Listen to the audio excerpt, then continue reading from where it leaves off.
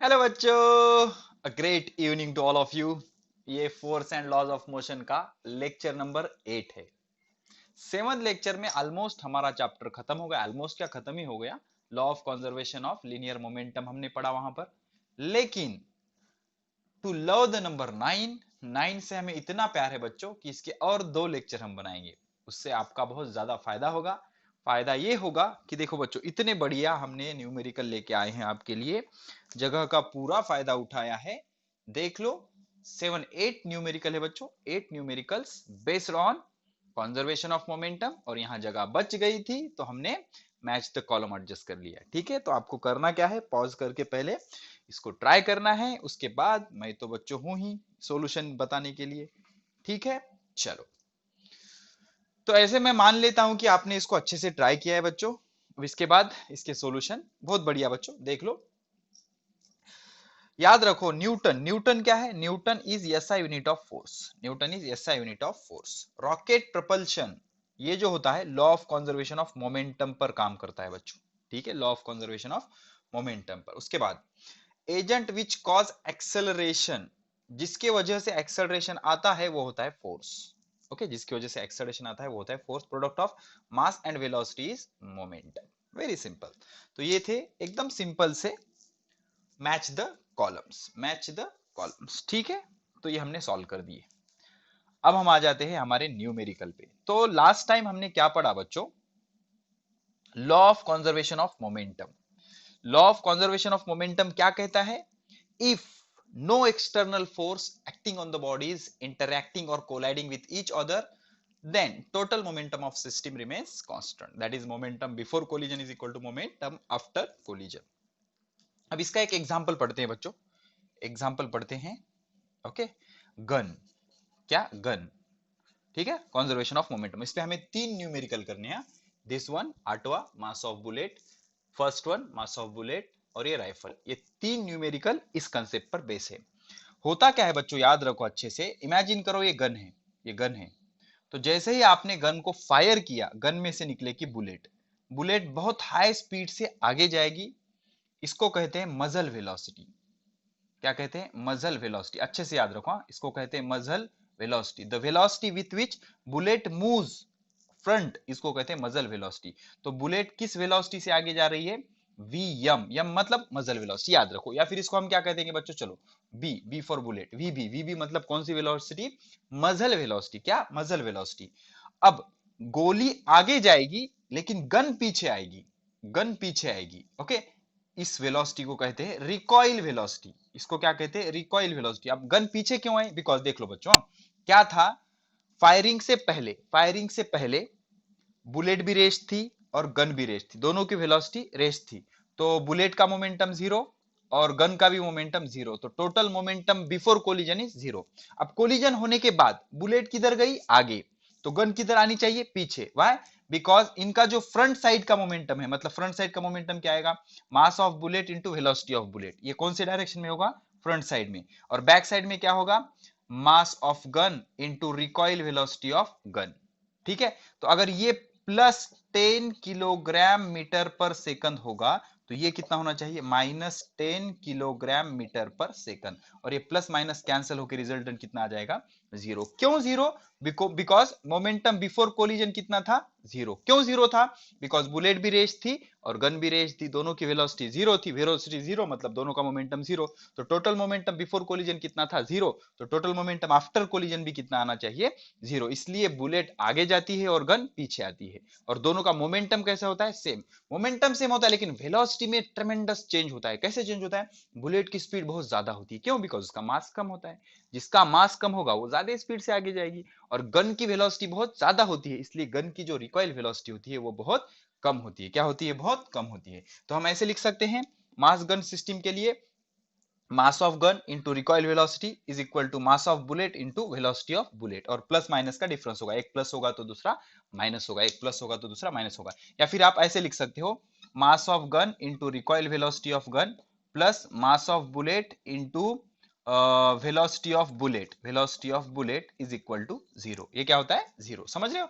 तो gun bullet system के लिए हम ये चीज लिख सकते हैं, momentum before collision is equal to momentum after collision से। ठीक है, तो इस तरह के प्रॉब्लम होते हैं। अब इस पे 3 न्यूमेरिकल बेस्ड है, हम इसको सॉल्व करने जा रहे हैं। पहले सॉल्व करते हैं न्यूमेरिकल नंबर 8। न्यूमेरिकल नंबर 8 क्या कह रहा है?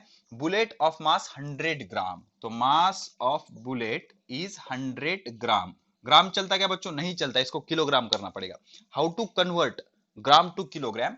Divide by 1000। डिवाइड बाय 1000, 1000 से डिवाइड करो, दो जीरो कैंसिल, दो जीरो कैंसिल, तो ये क्या हो जाएगा? 0.1 किलोग्राम। समझ रहे हो? मतलब ये पॉइंट अगर इधर आ गया तो ये पॉइंट इधर आ जाएगा, 0.1 kilogram. This is mass of bullet is fired from a gun. Mass of gun कितना है? 20 किलोग्राम। समझ रहे हो? मास ऑफ गन कितना है? 20 kilogram. Mass of gun is 20 kilogram. ठीक है, the velocity of bullet, velocity of bullet is 100 meter per second. Velocity of bullet is 100 meter per second. You have to find recoil velocity of gun. Gun की recoil velocity क्या है? अब देख लो, collision होने से पहले बुलेट भी race थी और गन भी रेस थी, दोनों की वेलोसिटी जीरो थी, तो दोनों का मोमेंटम जीरो, तो टोटल मोमेंटम कितना? Zero. Before collision total momentum कितना? जीरो। अब आफ्टर कोलिजन बुलेट आगे जाएगी, गन पीछे आएगी। बुलेट आगे जाएगी, गन पीछे आएगी, तो एक की वेलोसिटी पॉजिटिव, एक की वेलोसिटी निगेटिव, दोनों का मोमेंटम एक दूसरे से क्या हो जाएगा? कैंसल, और दोनों का एडिशन कितना आ जाएगा? जीरो। तो आफ्टर कोलिजन क्या हो गया? Mass of bullet into velocity of bullet plus mass of bullet into velocity of bullet plus mass of gun into velocity of gun, इसको कहते हैं recoil velocity, is equal to initially कितना होता है momentum? Zero. कितना होता है? Zero. ठीक है, अब हमें क्या पता करना है? We have to find recoil velocity. तो ये प्लस इधर जाके क्या हो जाएगा? माइनस। तो क्या हो जाएगा? Mass of bullet into velocity of bullet is equal to minus mass of gun into recoil velocity. ठीक है, अब ये मास ऑफ गन इधर ले लेंगे बच्चों, तो क्या हो जाएगा? Recoil velocity is equal to mass of bullet, velocity of bullet divided by minus mass of gun. समझ रहे हो? Minus mass of gun, so that is equal to, ये माइनस के साथ इसको उठाकर इधर ले लिया। मास ऑफ बुलेट, बुलेट का मास कितना है? मास of bullet is 0.1 kilogram into velocity of bullet, bullet की वेलोसिटी कितनी है? 100। समझ रहे हो? 100 डिवाइडेड बाय माइनस का minus mass of gun, gun का मास कितना है? गन का मास है 20। कितना है? 20। तो ये 0.1 अगर कैंसिल हो गया तो ये जीरो कैंसिल हो जाएगा, ये जीरो कैंसिल, तो ये हो गया 1/2। 1/2 मतलब क्या होता है? Minus 0.5 metre per second. देखो correct, minus 0.5 metre per second. अब ये माइनस क्यों आया? बिकॉज जिस डायरेक्शन में आपकी बुलेट जा रही है उसके अपोजिट डायरेक्शन में आपकी गन जाएगी। मतलब बुलेट अगर आगे गई, कितने स्पीड से? किधर गया? किधर गया?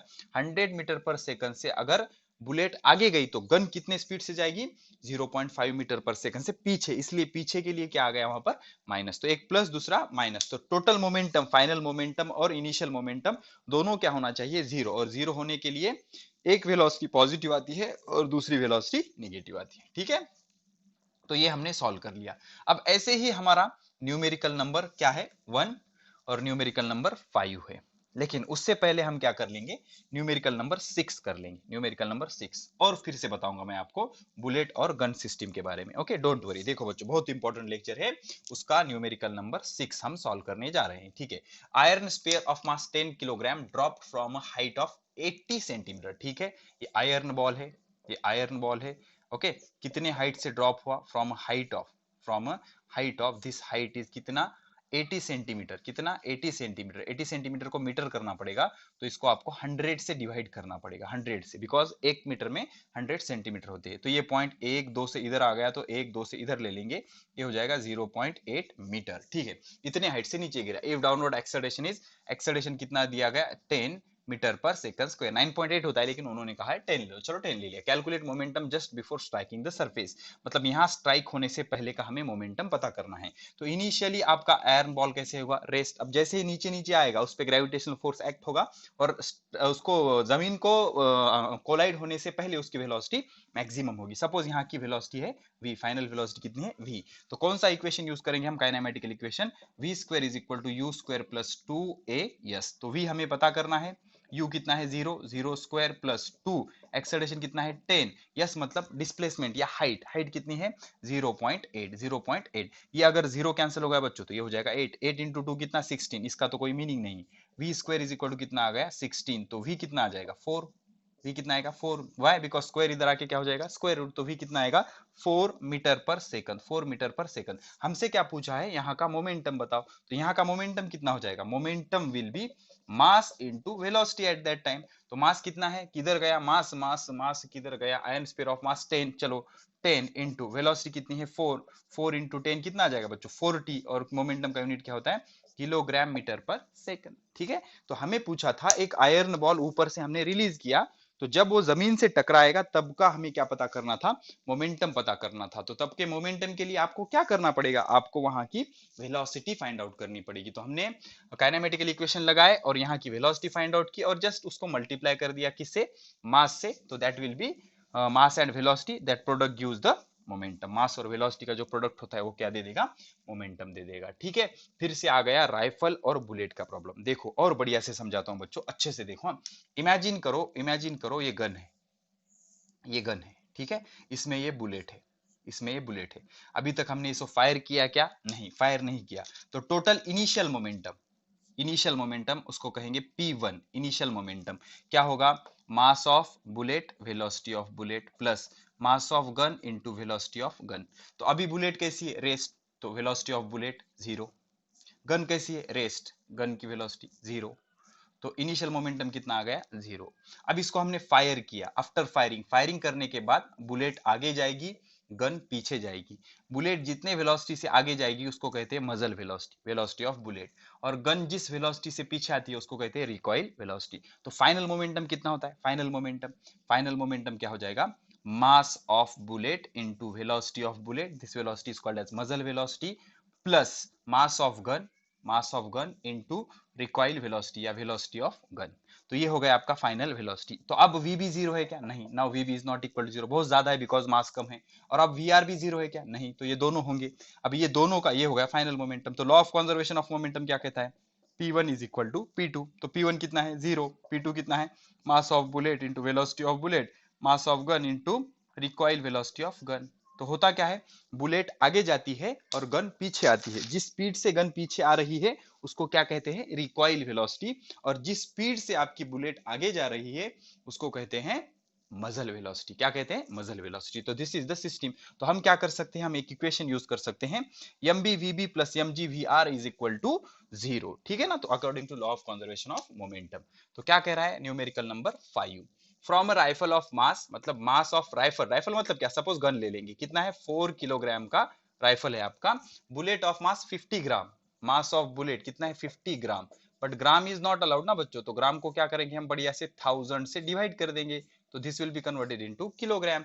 तो ये 0 0 क्या हो गया, कैंसिल हो गया, 5 1 जा 1, 5 2 जा 10, 0, तो ये कितना हो गया 1/20 किलोग्राम, रहने दो इसको ऐसे ही। ठीक है, ये आ गया मास ऑफ बुलेट। अब फायर्ड स्पीड, तो जो बुलेट की स्पीड है, वेलोसिटी ऑफ बुलेट कितनी है 35 metre per second. We have to find out the recoil velocity of gun, V R is equal to what. तो हमारी सिचुएशन क्या आती बच्चों, मास और बुलेट सिस्टम के लिए, mass of bullet into velocity of bullet plus mass of gun into recoil velocity of gun is equal to 0। Mass of bullet is 1/20 sorry, mass of bullet is 1/20 into velocity of bullet, velocity of bullet कितनी है 35 plus mass of gun कितना है 4 into recoil velocity is equal to 0। अब ये क्या हो जाएगा, 5 7 35, 5 चौक 20 Marathi, okay. ये क्या हो गया 7/4, ये क्या हो गया बच्चों 7/4, 7/4, ये प्लस इधर जाके क्या हो जाएगा माइनस, -4 VR, -4 VR। अब ये क्या हो जाएगा 4 1 4, 4 1 4, 5 6 7, 3 रहे बच्चों 3, 4 7 28, 29 30 2 रहे, 4 पंचे 20। अब ये -4 इधर डिवीजन में आ जाएगा, तो VR कितना हो जाएगा, VR विल बी कितना आएगा बच्चों 1.75 डिवाइडेड बाय -4, समझ रहे हो, ये -4 इधर आ गया। तो ये क्या हो जाएगा 4 1 जा 1, 4 0 0, 4 4 जा 16, 4 3 जा 4 7 जा 4 5 जा। तो VR रिकॉइल वेलोसिटी कितनी आ गई -0 ठीक है, -0.4375। अब ये माइनस क्यों आई, माइनस क्या इंडिकेट कर रहा है, जिस डायरेक्शन में आपकी बुलेट जाएगी उसके अपोजिट डायरेक्शन में आपकी गन जाएगी। मतलब सपोज बुलेट अगर सामने चली गई तो गन किधर आ जाएगी, पीछे, और जिस भी वेलोसिटी से गन पीछे आएगी that velocity is commonly called as, क्या बोलेंगे बच्चों उसको, रिकॉइल वेलोसिटी। क्या बोलेंगे, रिकॉइल वेलोसिटी। ठीक है, तो ये हो गया न्यूमेरिकल नंबर 5। ठीक है, अब बढ़िया से न्यूमेरिकल नंबर 1 भी सॉल्व कर लेंगे बच्चों। इसी टाइप का है ना, इसलिए आपको बढ़िया से समझ आएगा, मतलब एक टाइप के 3 प्रॉब्लम हो गए आपकी। ठीक है, ये इसका कुछ लेना देने का फिश नहीं, चलो ठीक है, ये अलग है, वो फिश का प्रॉब्लम है, देखेंगे।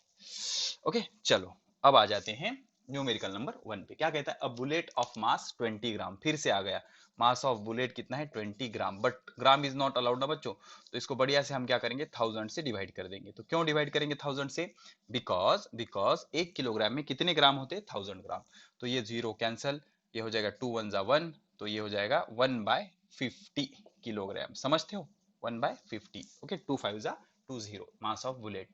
हॉरिजॉन्टली फायर्ड विथ वेलोसिटी, मतलब वेलोसिटी ऑफ बुलेट है 150 मीटर पर सेकंड, कोई बात नहीं। From a pistol of mass, mass of gun is 2 kilogram. ठीक है, what is recoil velocity, recoil velocity कितनी होगी। ठीक है, एनसीईआरटी के क्वेश्चन है बच्चों ये सारे। तो हम क्या लिख सकते हैं, mass of bullet into velocity of bullet plus mass of gun into recoil velocity of gun is equal to 0। समझ रहे हो ना, ये प्रूव करके बताया मैंने आपको सारी चीजें। अब देख लो बच्चों, मास ऑफ बुलेट, बुलेट का मास कितना है 1/50 किलोग्राम में होना चाहिए, हाँ, इनटू वेलोसिटी ऑफ बुलेट कितना है 150 प्लस मास ऑफ गन कितना है 2 into recoil velocity we have to find out. Okay, 51 जा 1, 53 जा 150, तो ये प्लस इधर या फिर +3 इधर जाके क्या हो जाएगा -3, तो 2VR इज इक्वल टू क्या हो जाएगा -3।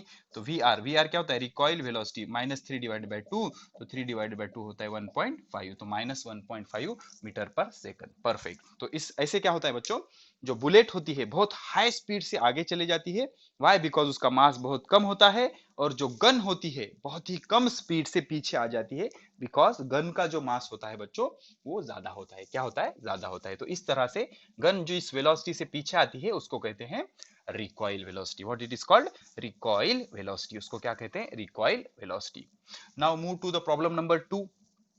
प्रॉब्लम नंबर 2 पे जाएंगे। अब इतना इमेजिन रखो बच्चों, ये सारे जो प्रॉब्लम है कंजर्वेशन ऑफ लीनियर मोमेंटम के, इसमें एक लाइन दी हुई थी जो मैंने अवॉइड की है। वो लाइन क्या होती है, assume that external force acting on the body is zero। ऐसा क्यों कहा जाता है, बिकॉज आप अगर स्टेटमेंट देखोगे किसका, law of conservation of momentum का, तो उसकी शुरुआत कैसी है, if external forces acting on the bodies, system of bodies colliding with each other, अगर एक्सटर्नल फोर्स जीरो है तभी हम क्या लिख सकते हैं, लीनियर मोमेंटम इज कॉन्जर्व। तो हम ऐसा अज्यूम करेंगे ये सारे एग्जांपल में एक्सटर्नल फोर्स एक्टिंग क्या है, जीरो है। जैसे कि न्यूमेरिकल नंबर 2, इसका सॉल्यूशन देखेंगे। क्या कहता है, a girl of mass 40 kilogram jumps with horizontal velocity 5 metre per second on a stationary cart with frictionless wheel. कोई प्रॉब्लम नहीं।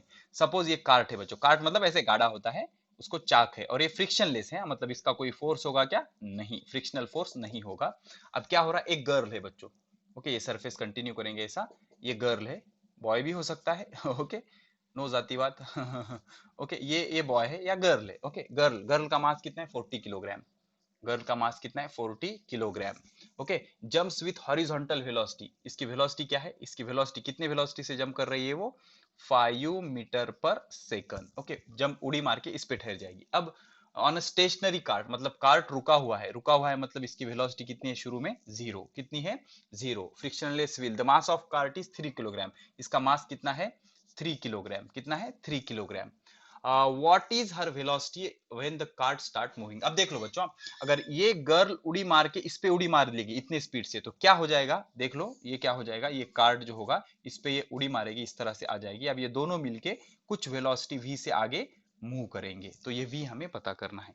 तो ये क्या है, बिफोर कोलिजन है, बिफोर कोलिजन, ठीक है ना। कोलिजन मतलब ये जो जंप कर रही है उसके पहले की सिचुएशन है, अभी जंप किया क्या, नहीं। और ये आफ्टर कोलिजन है, क्या है ये, आफ्टर कोलिजन, समझ रहे हो, दिस इज आफ्टर कोलिजन, ये बिफोर कोलिजन है, ये आफ्टर कोलिजन है। तो अब देखो बिफोर कोलिजन क्या हो जाएगा, before collision total momentum, initial momentum is equal to final momentum, initial momentum is equal to final momentum. अब इसको दो बॉडीज ले लेंगे, एक तो गर्ल, एक दूसरा हमारा कार्ट। तो क्या लिख सकते हैं हम, initial momentum mass of girl into velocity of girl plus mass of cart, mass of cart into velocity of cart. Okay, ये इनिशियल, ये क्या हो जाएगा इनिशियल या before collision, is equal to final मतलब mass of girl velocity of girl plus mass of cart velocity of cart, final मतलब after collision, collision के बाद। ठीक है, अब कोलिजन होने से पहले मास ऑफ गर्ल, गर्ल का मास कितना है 40, इंटू वेलोसिटी ऑफ गर्ल कितनी है 5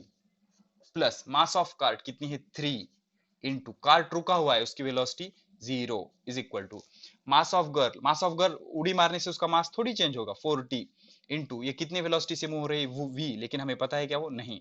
अब मास ऑफ कार्ट कितना है 3, मास ऑफ कार्ट कितना है 3, वो भी कितने वेलोसिटी से मूव हो रहा है 3, सॉरी वो भी कितने वेलोसिटी से मूव हो रहा है v, जो कि हमें पता नहीं है। समझ रहे हो, मतलब after they both are moving with velocity v, जो कि हमें पता करनी है। ठीक है, अब 3 इंटू 0 क्या हो जाएगा 0।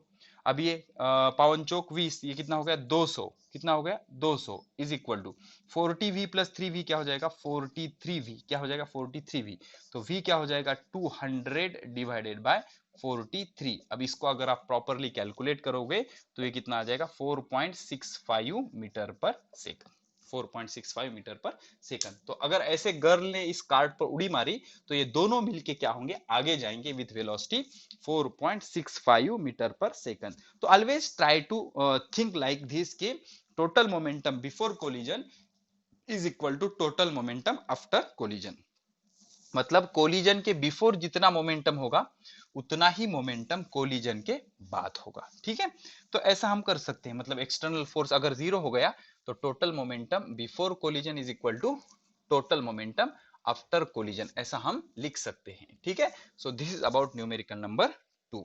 Okay, now let us go with numerical number 3। ठीक है, चलो देख लो, बहुत इंटरेस्टिंग है। अब क्या कह रहा है, कंसीडर अ लार्ज फिश, एक बड़ी मछली है। ठीक है, ये बड़ी मछली ले लेंगे हम, सपोज दिस इज द बड़ी मछली। ओके, ये उसका माउथ है कुछ इस तरह से। ठीक है, बड़ी मछली है। Okay, consider a large fish that swim towards a सॉलो towards the small fish at rest. अब देखो ये इधर जा रही है, किधर, छोटे फिश की तरफ, क्यों, उसको खाने के लिए बेचारी को। अब ये स्मॉल फिश है, ये इसको खाने के लिए जा रही है, विच इज रेस्ट, मतलब इसकी वेलोसिटी कितनी है 0, इसकी वेलोसिटी कितनी है 0, ये बिफोर की सिचुएशन है।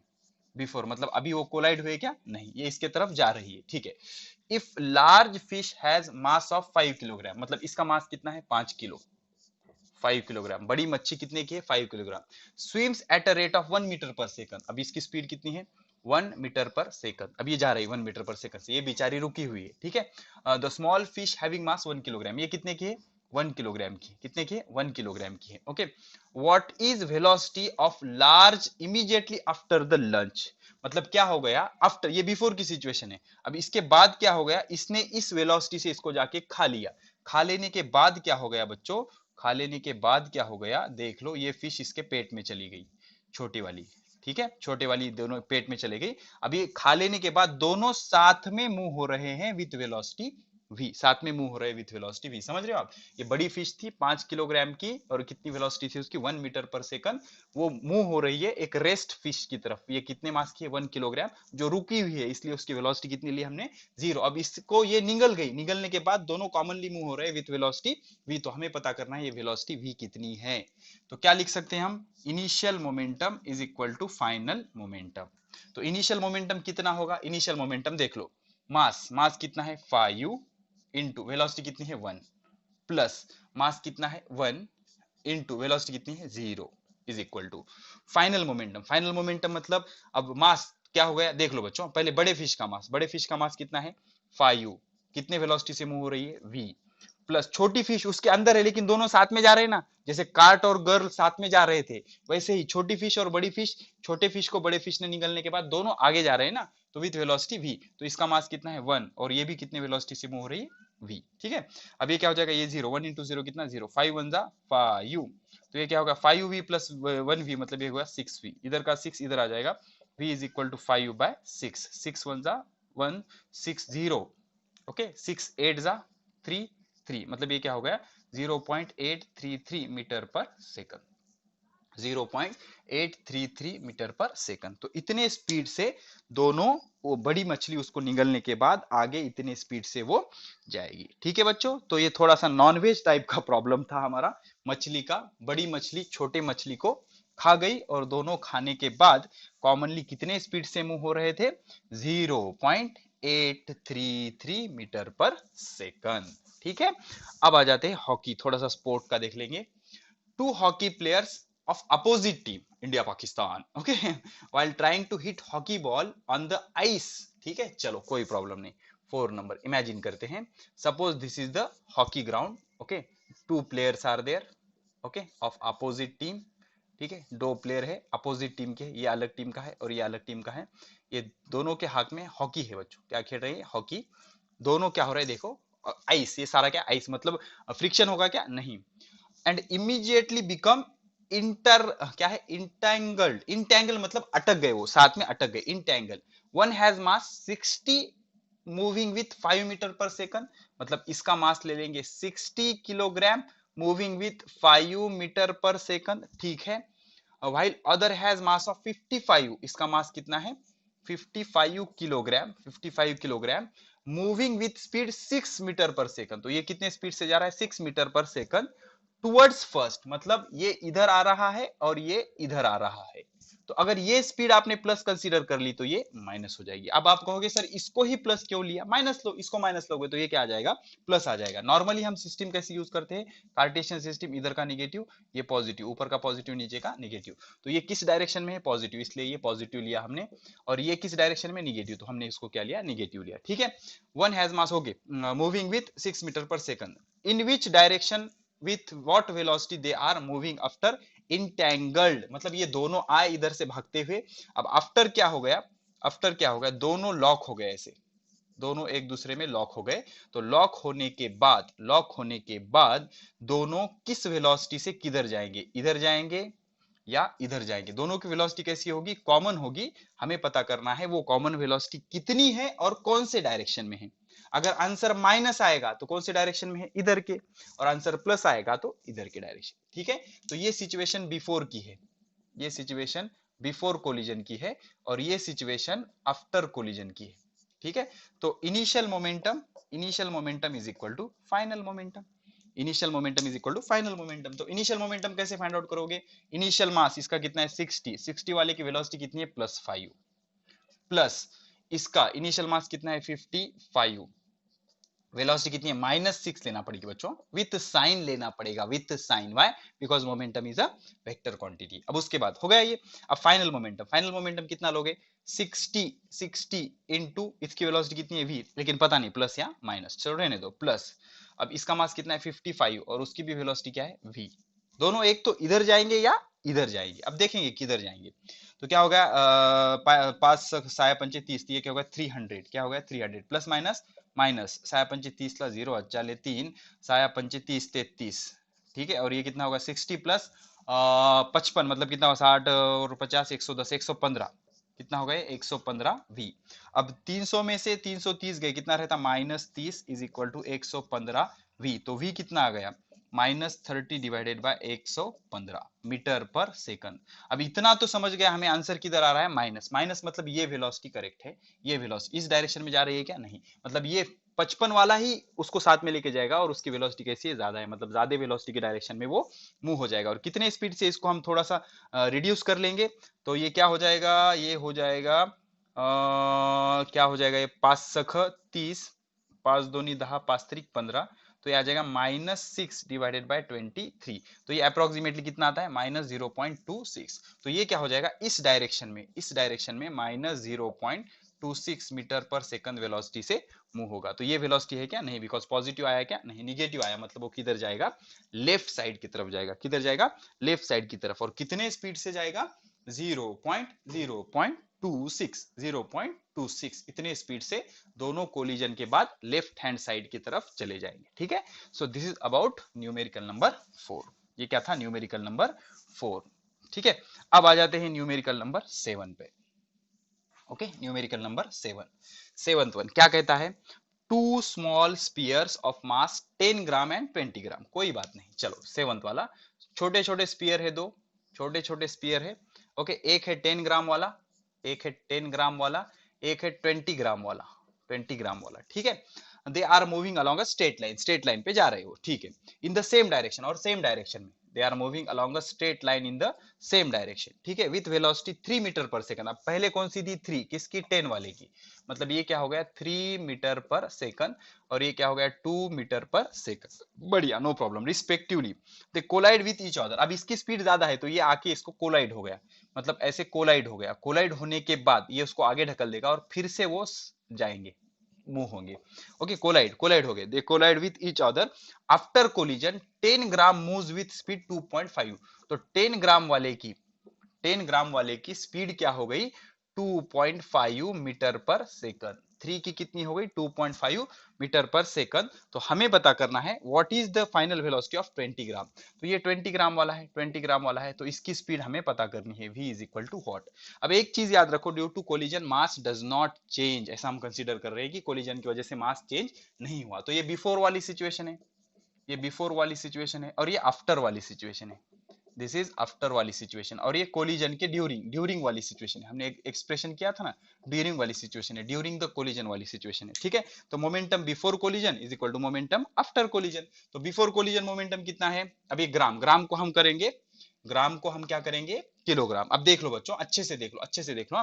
तो ग्राम को किलोग्राम नहीं भी करेंगे तो उतना फर्क नहीं पड़ेगा, पर लेकिन आपको दिमाग लगाना पड़ेगा। कैसे देख लो, मास 10 ग्राम इंटू वेलोसिटी कितनी है 3 मीटर पर सेकंड, प्लस इसका मोमेंटम मास कितना है 20 ग्राम इंटू वेलोसिटी कितनी है 2 metre per second is equal to अब आफ्टर कोलिजन क्या हो जाएगा, मास मास कितना है 10 ग्राम इंटू वेलोसिटी कितनी है 2.5 metre per second, plus mass कितना है 20 gram into velocity v metre per second. तो सब इक्वेशन में का ग्राम कैंसिल कर दो, चलेगा। सारे इक्वेशन को ग्राम से डिवाइड कर लो, ठीक है ना। तो वेलोसिटी का आंसर किस में आना चाहिए, मीटर पर सेकंड में। किस में, मीटर पर सेकंड में। ओके, लेट अस चेक क्या हो जाएगा। 10 3 जा 30 प्लस 22 जा 40 इज इक्वल टू 10 पॉइंट कट गया तो ये किधर चला जाएगा, इधर। ये कितना हो जाएगा 25 प्लस ये क्या हो जाएगा 20 v। तो आंसर किस में आएगा, मीटर पर सेकंड में। अब ये 0 0 0 4 plus 3 7 is equal to 25 plus 20 v। अब ये प्लस 25 इधर आके माइनस, तो क्या हो जाएगा 70 minus 25 is equal to 20v। 70 minus 25 कितना होता है 45 ना, करेक्ट ना। 45 50 45 की 55, 70 minus 25 25 50 60 70, okay 45 is equal to 20v। ये 20 को इधर ले लो, v इज इक्वल टू क्या हो जाएगा 45 डिवाइडेड बाय 20, पावन चौक 20, 5 नम 45, 4 1 4, 4 दूनी 8, 4 दूनी 8, 2 रहे 4 दूनी 8, ओके 1 रहा 10 हो गए, 4 दूनी 8, 4 पंचे 20। तो v कितना आ गया 2.25 मीटर पर सेकंड। तो आफ्टर कोलिजन इसकी स्पीड कितनी हो जाएगी 2 की 2.25 मीटर पर सेकंड। मतलब जिसकी कम थी उसकी बढ़ गई और जिसकी ज्यादा थी उसकी कम हो गई। मतलब 3 वाले की कितनी हो गई 2.5 और 2 वाले की कितनी हो गई 2.25, ठीक है। मतलब कम वाले की बढ़ गई, ज्यादा वाले की घट गई बिकॉज ऑफ कोलिजन। तो ये सारी सिचुएशन थी। ओके, तो इस तरह से बच्चों हमने सारे न्यूमेरिकल्स सॉल्व कर लिए, सारे न्यूमेरिकल्स सॉल्व कर लिए। अब इस चैप्टर में हमें बेसिकली पढ़ना है इंपल्स के बारे में। किसके बारे में, इंपल्स के बारे में। अब क्या होता है इंपल्स, देख लो बच्चों। सबसे पहले तो एक चीज याद रखो, चलो लिखो, पॉइंट लिखो, हो गया बच्चों ये। सो this is about all numerical section. Okay, अब इस चैप्टर के जो एमसीक्यू आते हैं ना बच्चों, बहुत इंटरेस्टिंग होते हैं। हम 2 एक्टिविटी देखेंगे, इतने बड़े एक्टिविटी देखेंगे, 2 या 3 एक्टिविटी इसी लेक्चर में हम देखने वाले हैं। और उस एक्टिविटी से हम कुछ जबरदस्त कंसेप्ट समझने की कोशिश करेंगे। सबसे पहले एक चीज समझो बच्चों, rocket propulsion, rocket propulsion, propulsion detail में पढ़ा है हमने। क्या होता है, फ्यूल बर्न होता है, बहुत प्रेशर, बहुत फोर्स रॉकेट नीचे के डायरेक्शन में एग्जर्ट करता है। जितना फोर्स वो नीचे डालेगा उतना ही फोर्स वो ऊपर जाएगा, ठीक है। रॉकेट प्रोपोर्शन और रिकॉइल वेलोसिटी, और कौन सी velocity, recoil velocity. Recoil velocity कौन से प्रिंसिपल पे काम करते हैं, कॉन्जर्वेशन ऑफ मोमेंटम।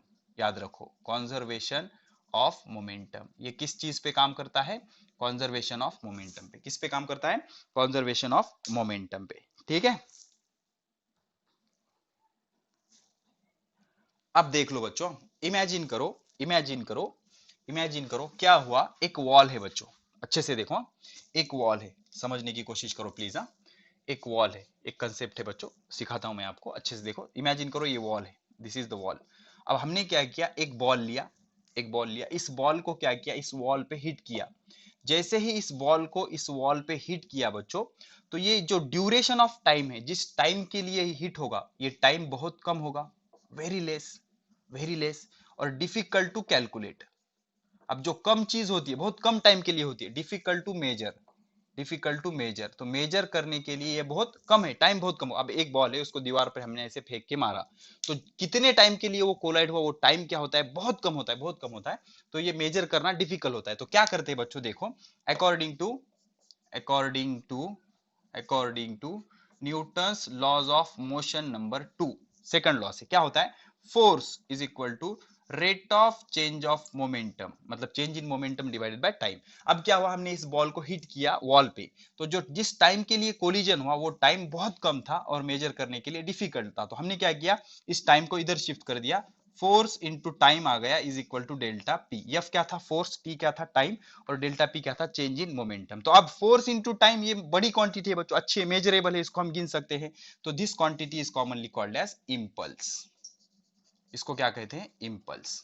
ठीक है, तो एक नई क्वांटिटी डिफाइन की हमने, इम्पल्स। जैसे जैसे क्या होता है, momentum is product of mass and velocity, momentum is product of mass and velocity, वैसे ही इम्पल्स क्या होता है, the product of force and time, the product of the product of force and time. अब फोर्स वेक्टर क्वांटिटी है, इस वजह से impulse भी वेक्टर होगा। Product of force and time, product of force and time is called impulse, इसको क्या कहा जाता है, इम्पल्स। समझ रहे हो, समझ रहे हो क्यों आया इम्पल्स, समझ में आया। जिस टाइम के लिए ये कोलाइड हुआ वो टाइम बहुत लेस था, सिर्फ टाइम मेजर करना पॉसिबल नहीं है, बहुत कम होने की वजह से हम ऑब्जर्व नहीं कर सकते, तो हमने Newton second law of motion लगाया और टाइम को इधर शिफ्ट कर दिया, फोर्स इंटू टाइम। तो फोर्स इंटू टाइम एक नई क्वांटिटी बनाई, कॉम्बिनेशन में फोर्स इंटू टाइम मेजर करना पॉसिबल है, बड़ी हो जाएगी वो। तो product of force and time is called as impulse, इसको क्या कहते हैं, इम्पल्स। अब फोर्स, तो impulse, impulse is denoted by J, J is equal to F into T आ गया। तो फोर्स किस में मेजर करते बच्चों, न्यूटन, और टाइम किस में, सेकंड में। तो एसआई यूनिट क्या हो गया, एसआई यूनिट हो गया न्यूटन सेकंड, क्या हो गया, न्यूटन सेकंड, नॉट न्यूटन पर सेकंड, दोनों न्यूमरेटर में है, न्यूटन सेकंड। और सीजीएस यूनिट हो गया, न्यूटन का सीजीएस होता है डाइन, सेकंड का सेकंड, तो सीजीएस यूनिट क्या हो गया, डाइन सेकंड, सीजीएस यूनिट क्या हो गया, डाइन सेकंड। एसआई यूनिट क्या हो गया, न्यूटन सेकंड, और सीजीएस यूनिट क्या हो गया, डाइन सेकंड, क्या हो गया, डाइन सेकंड। और एक चीज याद रखो, एफ इंटू टी बरोबर क्या आ गया, डेल्टा पी। ये 12th में बहुत बार एमसीक्यू आया है, आईआईटी में आ चुका है, जेई में आ चुका है, जेई मेन, जेई एडवांस, सब एग्जाम में आ चुका है कि impulse, impulse J is equal to delta P. Delta P क्या होता है, P two minus P one. अब पी टू क्या होता है, m v minus m u, क्या होता है, m in bracket v minus u. तो याद रखो, impulse is equal to change in momentum, बहुत इंपॉर्टेंट फॉर्मूला है। Impulse, impulse is equal to क्या होता है, चेंज इन मोमेंटम। मतलब अगर आपको चेंज ऑफ मोमेंटम, अगर आपको इम्पल्स पूछा जाए and we don't know about force and time, impulse तो पूछा गया लेकिन फोर्स भी पता नहीं और टाइम भी पता नहीं, तो करना क्या है, सिर्फ आपको चेंज इन मोमेंटम पता करना है। तो आपने चेंज इन मोमेंटम जैसे ही पता कर लिया तो क्या आ जाएगा, इम्पल्स आ जाएगा। समझ रहे हो आप। तो टाइम मेजर करना मुश्किल था, बहुत कम होता है टाइम, इसलिए हमने क्या किया, टाइम को फोर्स के साथ कंबाइन किया और एक नई क्वांटिटी, एक नई क्वांटिटी बनाई। उस क्वांटिटी को हमने नाम क्या दिया, impulse. And what is impulse, product of force and time is called as impulse, and impulse is nothing but change in momentum, impulse is nothing but change in momentum. समझ रहे हैं आप, ठीक है। तो टाइम मेजर करना मुश्किल था, इसलिए हमने टाइम को कंबाइन कर दिया, किसके साथ, फोर्स के साथ, और एक नई क्वांटिटी बना डाली, उसका नाम था इम्पल्स। और इम्पल्स कितना होता है, impulse is equal to change in momentum, change in momentum. ठीक है। अब देखो बच्चों, अब आया क्लाइमेक्स, बहुत इंपॉर्टेंट है बच्चों, देखो, एक्टिविटी, एक्टिविटी, ठीक है, इंपॉर्टेंट इंपॉर्टेंट एक्टिविटी डिस्कस करेंगे। इमेजिन करो, इमेजिन करो क्या है, एक ट्रेन है बच्चों, एक ट्रेन है, इमेजिन करो एक ट्रेन है, इस ट्रेन में आप बैठे हुए हो, ये चेयर है, ठीक है, स्टेशनरी चेयर है, इस चेयर पर आप बैठे हुए हो इस तरह से, ओके, आराम से बैठे हुए हो।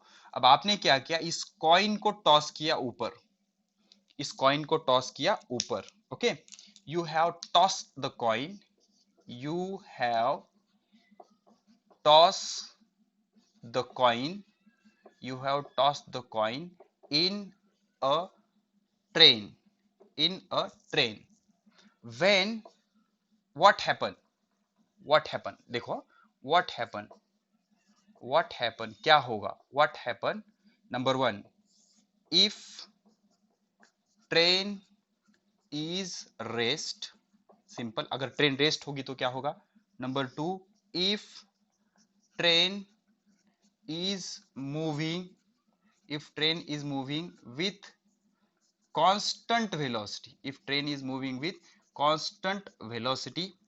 number 3 बहुत इंपॉर्टेंट है, if train is accelerating, if train is accelerating. And number 4 if train is decelerating. Coin के साथ क्या होगा मतलब आपके हाथ में गिरेगा, आगे गिरेगा, पीछे गिरेगा, या जगह पर ही रहेगा, ये आपको बताना है। और सिचुएशन क्या है, एक ट्रेन है, आप ट्रेन गाड़ी व्हीकल कुछ भी ले लो, उसमें आप बैठे हुए हो, you have toss the coin, आपने ऐसा कॉइन को टॉस किया, ऐसे ऊपर फेंका, you have toss the coin in the train, what happen, अगर ट्रेन रेस्ट है। सिंपल बच्चों, ट्रेन रेस्ट है, आप भी रेस्ट हो, सब कुछ रेस्ट है, कॉइन को आपने ऊपर फेंका, जहां से फेंका वहीं पे आके वो गिर जाएगा। ओके, तो अगर ट्रेन रेस्ट है तो coin will reach to from which it is thrown, जहां से उसको टॉस किया गया था या जहां से उसको ऊपर फेंका गया था, जहां जा गया वहीं आके गिर गया, जहां गया वहीं आके गिर गया। ठीक है, कब, अगर ट्रेन रेस्ट है तो। ये बहुत इंपॉर्टेंट सिचुएशन है, ये आपको कंफ्यूज कर सकती है।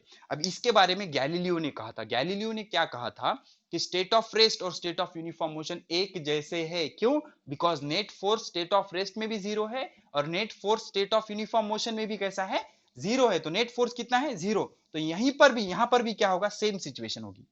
Okay, coin will reach, important है, coin will reach to the same point, जहां से वो थ्रो किया था, same point, from which it is toss. अब इसको कैसे समझोगे, इसको ऐसे समझो बच्चों, train is moving with constant velocity मतलब एक्सेलरेशन कितना, जीरो, एक्सेलरेशन जीरो होगा तो ना तो ये कॉइन सामने जाएगा ना ही ये कॉइन पीछे जाएगा, बिकॉज एक्सेलरेशन कितना है, जीरो, एक्सेलरेशन जीरो है, मतलब जहां से गया वहीं पर वो आ जाएगा। समझ गए? तो रेस्ट और मोशन की सिचुएशन सेम है, जहां से टॉस किया वहीं पर गिर जाएगा। अब आएंगे इफ ट्रेन इज एक्सेलरेटिंग। अब देखो बच्चों, ट्रेन इज एक्सेलरेटिंग मतलब ट्रेन आगे की डायरेक्शन में मूव करेगी, ट्रेन आगे की डायरेक्शन में मूव करेगी, ये हो गया एक्शन, ये क्या हो गया, एक्शन। तो ये एक्शन हो गया इस डायरेक्शन में, तो रिएक्शन किधर होगी, बैक डायरेक्शन में, रिएक्शन किधर होगी, बैक डायरेक्शन में। तो कॉइन किधर गिरेगा, पीछे, कॉइन ऐसे पीछे गिर जाएगा।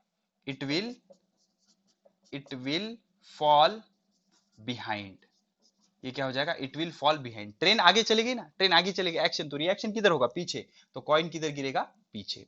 अगर if train decelerating, train decelerate हो रही है, डिसलरेट हो रही तो एक्सेलरेशन की डायरेक्शन ये होगी, एक्शन की डायरेक्शन ये होगी। ट्रेन इधर के डायरेक्शन में डिसलरेट हो रही है, मतलब इधर स्पीड कम कर रहे हैं, तो एक्सेलरेशन किधर होगा, फोर्स किधर होगा, पीछे होगा। कम हो रही है ना, वेलोसिटी कम हो रही है, तो एक्सेलरेशन किधर होगा, पीछे होगा।